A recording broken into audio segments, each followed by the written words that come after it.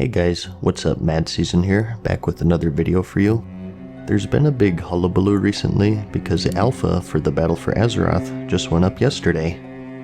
I think it's an alpha at least.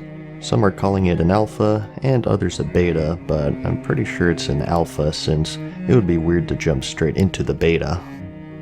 The notes have been data mined and are up on both Wowhead and MMO Champion, and I thought I'd give you the highlights since we got some big news. Obviously, things are pretty early on here, so don't take anything as 100%, and spoilers are abound. I'll save the major ones for the end of the video though. The biggest one probably is the possibility for new allied races, or at least race customization options.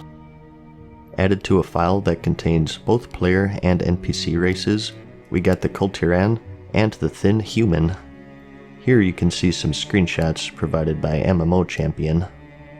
At the end of the day, this is just a data mined file, so we don't know for sure.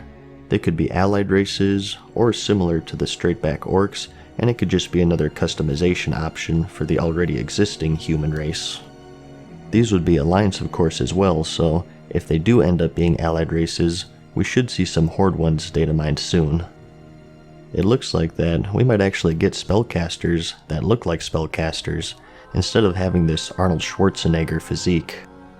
Or maybe you want your warrior to be fat and bulky. Again, we don't know for sure yet, but if we get these as either allied races, or just as a customization of the human race, it's looking real good.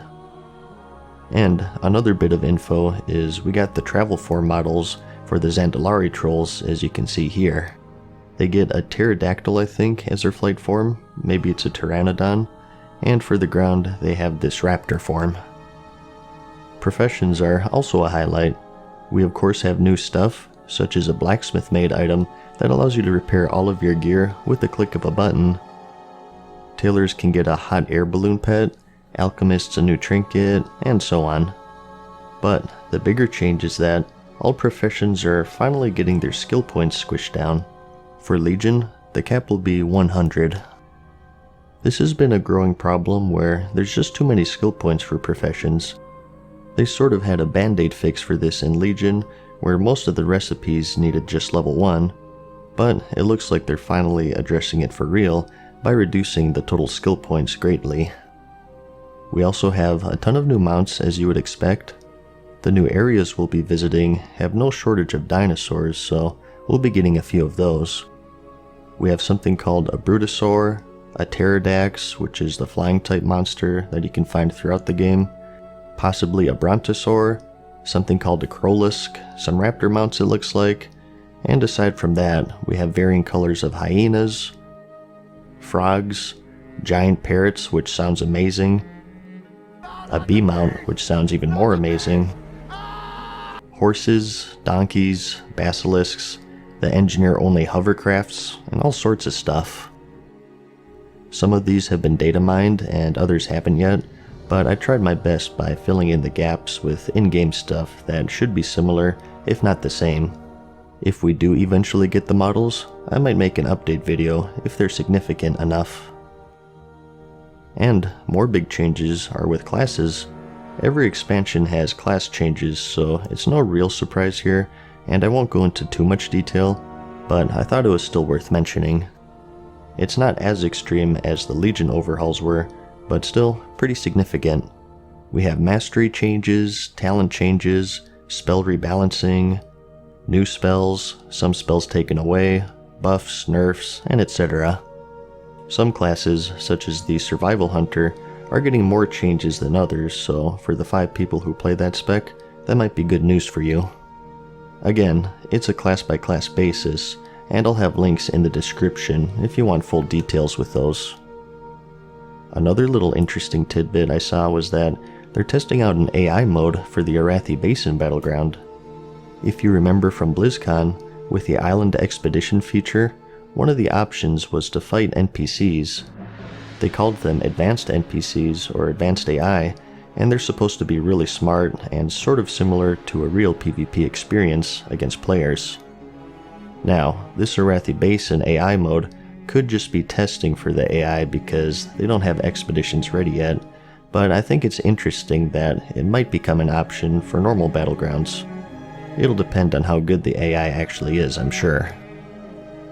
And some unsurprising news is that the Garrison/Order Hall mission system will be coming back, as we got some strings data mined related to those. I don't think this really comes as a shocker. I think maybe that they even confirmed it at BlizzCon. But this mission system has been pretty good with Legion, I think. In Draenor, they went a little overboard, but I haven't heard many complaints about it in Legion, so I imagine that it'll be pretty comparable to the Battle for Azeroth system, whatever it may be. For Warfronts, which is another new feature coming with the expansion, from BlizzCon, we know that we're getting one in the Stromgarde and the Lordaeron area in the Eastern Kingdoms. A new datamined map, looks like we'll be getting one for the Barrens area in Kalimdor, and probably in the zones immediately surrounding it, so it looks like we'll have at least 2 Warfronts at launch. Next up, we got some story stuff, so if you want to keep this spoiler free, I advise you click off the video now. I'll give you a few seconds. Honestly, I recommend saving it all for yourself so you get the best experience. I'm just putting this in here to be thorough, and for the off chance that people want to see what happens in text form. Okay, so there's a lot of stuff, honestly. The 2 that I wanted to point out though is G'huun and Saurfang. The first is, we got some information about the Zandalari trolls and the blood god G'huun. Hopefully I'm saying that correctly. Or at least we thought that he was a blood god. It's actually revealed that he's an old god that's being experimented upon, which is pretty huge news. All of a sudden, we have another old god. As far as I know, we don't have much information other than this line, but it was noteworthy to mention, I think. And another big thing is the siege of Lordaeron and the escape from Stormwind scenarios.